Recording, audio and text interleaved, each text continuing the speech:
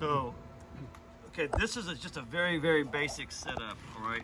You know, we're out in the field, right? This could be anywhere. This could be at a shop, but it's really nice out here. I like when I'm introducing a heat gun to this concept. What I'm gonna do is I'm gonna remove the paint from these profiles, okay? And that's been the whole exercise of, you know, what you're doing right there, Lisa, what is happening over there, Lynn, with yours. We're taking the glass out so that we can then work on refinishing this nasty stuff, okay? And we're gonna use the heat gun. I have this plywood here, mimicking like a wood table. Because when I'm using a heat gun on a plastic table, it will leave an imprint there that's very, you know, it stays with it the rest of the time you have that table. It'll melt the table. So I got the plywood down. Another thing too is being outside in this open air using a heat gun, that's smart. You can't always do that. Sometimes you're in a garage or, you know, a closed space like that. You don't want to do it, you know, in an enclosed space if you don't have to. And also, look, one thing that you can see, I'm not wearing a mask for this demonstration, but when you're doing this kind of stuff, you know, and you're close to it, you know, you're going to create some fumes that you don't want to be breathing, okay? And that's just smart. Can you breathe them? If you want to, you know, maybe that's the kind of thing that you're into, you know, is breathing paint fumes. I don't recommend it, okay? But, so anyway, all that to kind of be funny, right? But it's really kind of serious. So, but here's my tool of choice. I mean, I've been using heat guns for this for, I don't know, 15 years, okay? And there are other tools out there that are effective also, that are a lot more expensive, a little bit harder to obtain. I think an expensive tool is harder to obtain than an inexpensive tool, right? Like there's a tool out there called the Cobra I have, and it works really, really good. And it does essentially the same thing, but it costs $500, okay? So this thing here, for what I'm doing, cost $40. Okay, so you can see how it's more accessible to the masses, okay? And arguably, if you use it properly, it does an equally good job, you know, in this application. Right. I think there's other applications where a Cobra or something else might work to your advantage, okay? But here, I don't think you have enough advantage to spring for it, especially in the beginning, because we're trying to set you up for success. So what I'm doing here, look, I have created a clamp to hold this guy up, and I've clamped this. This is a wood screw clamp from Harbor Freight. This is a bar clamp from Harbor Freight, and all that does is just hold this guy up. Okay? And I've got a couple of different tools I like to use for this. This is one. And this is another. This here is just a cheap Harbor Freight tool, okay? And it's so cheap that look, the handle spins, okay? But it actually works pretty good. And what this is going to do is, as I heat the paint up, it's going to allow me to scrape it off. I can accomplish similar things with this, and sometimes I like that, but test your material, right? So this here, sometimes, remember how like your knife would dig into the wood? Well, I've got a sharp edge here, and sometimes it'll dig in, and maybe it's not wise to use this. So you need to know, because sometimes it works really good. Right. You know, sometimes the paint just comes off like that. So on the end of my heat gun is a shroud. Okay, see how that comes off? This is also available at Harbor Freight. Actually, these come together in a kit. Okay, that's like $12. Okay, so 40, 12, so you're in it for 52 plus tax, whatever, and the gas to get there. Okay, but you got to have this guy, because this directs the heat in a way that's just perfect for what we're doing, you know. have yet to find a better way, a better tool to do what I'm getting ready to show you. Okay. So this guy puts on there, you know, once you get it on there, if you need to move it, you know, you can spin it, you know, if you need to. You probably don't want to do it with your fingers because it'll be hot, you know. So, but I've got two settings on here. That's high and low. You're going to want to go with the high setting. A lot of people will ask me things like, what about lead paint? Okay, aren't you going to vaporize lead paint with this on the high setting? And I guess potentially yes, you could. But let me tell you the facts about lead paint. Okay, now people are worried about lead paint vaporizing and being able to be breathable. Okay, valid concern. You need to know that lead vaporizes, you know, turns into a gas at about 700 degrees, somewhere between 700 and 800, 750 and 800 degrees. Wood, fact two, wood starts to set on fire at 450. So, what does that tell you? Don't burn your wood.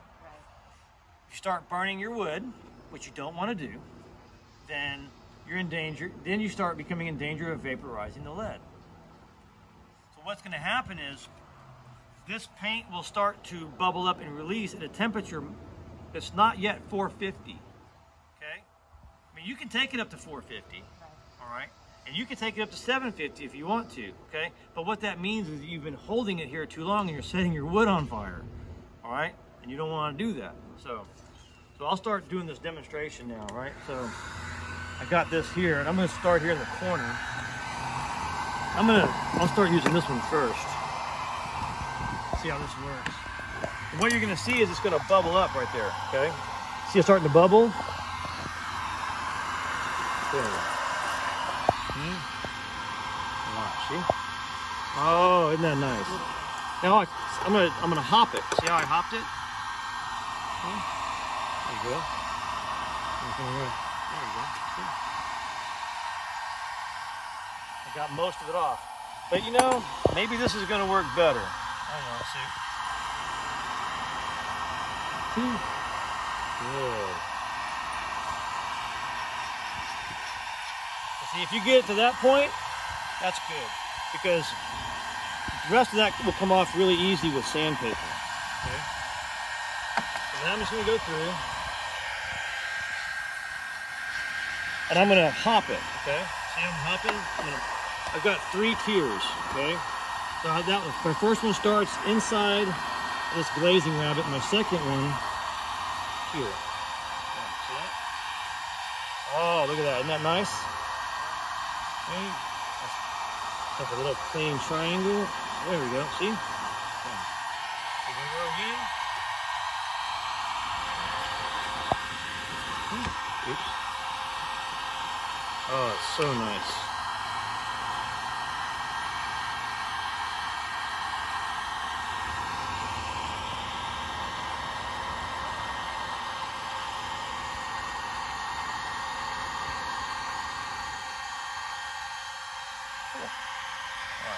Now, I'm not going to worry about my corners, getting them perfectly clean, because I got to do this run later on too.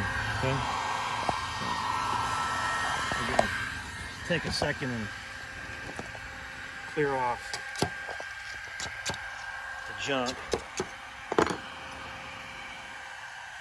Oh, see how it sits up real nicely like that? Oh, yeah. Oh, that's pretty cool. Yeah. All right. Let's do another. Okay. Oh yeah. See, it's starting to bubble.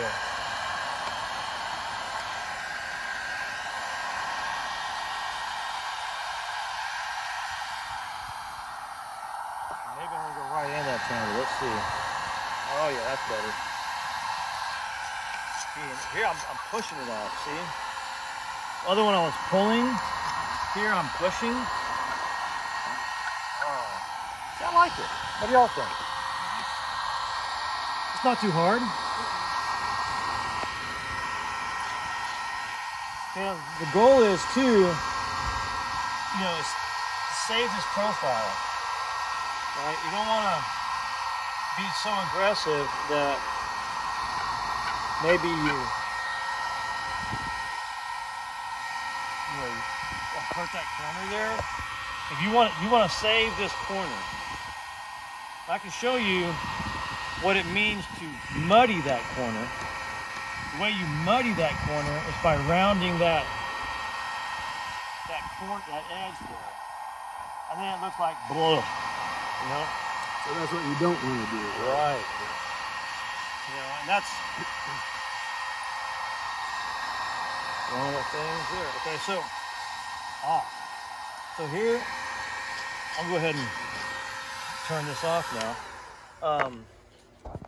You might wonder, okay, how far do I take it? Okay, and realistically, this is far enough. Okay, because all that's left on there now is just a very slight residue, and with a tiny piece of 80 grit, or right here on this flat here, we'll use a sanding block to keep it flat. We'll zip, zip, zip, and all of that will disappear. Okay, and then we can take another piece of sandpaper in here and curl it so that it has a curve in it to get that out. Okay, and then we can get a little bit on the edge here, and then maybe we can take a corner of the sandpaper and get in there, or probably the sanding block, to get in there and do this little edge here. Okay, so this has been heat gunned sufficiently. Okay, and if you find that you've done a spot where it's not sanding off effectively, maybe I got a high spot here, maybe see how it comes off. I mean, you've really made it crispy, so it's gonna come off.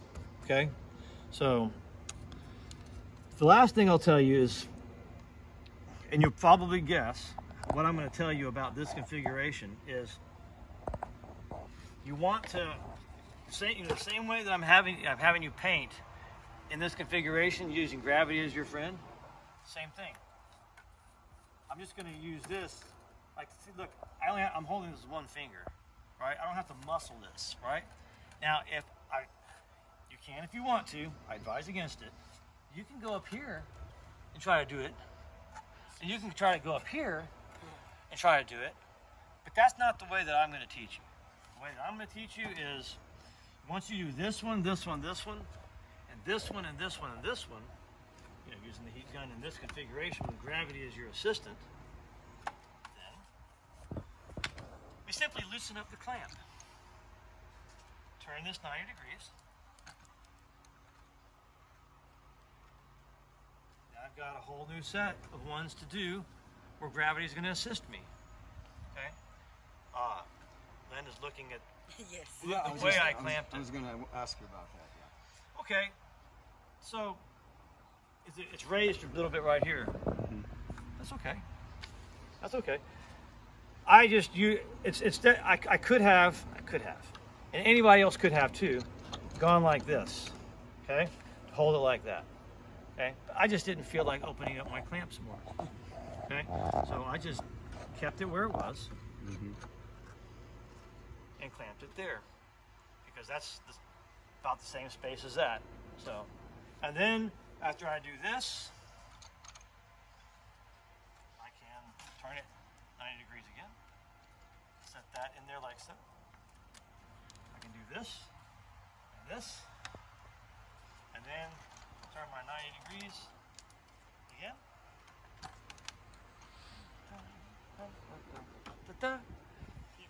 And that will conclude your use of the heat gun here.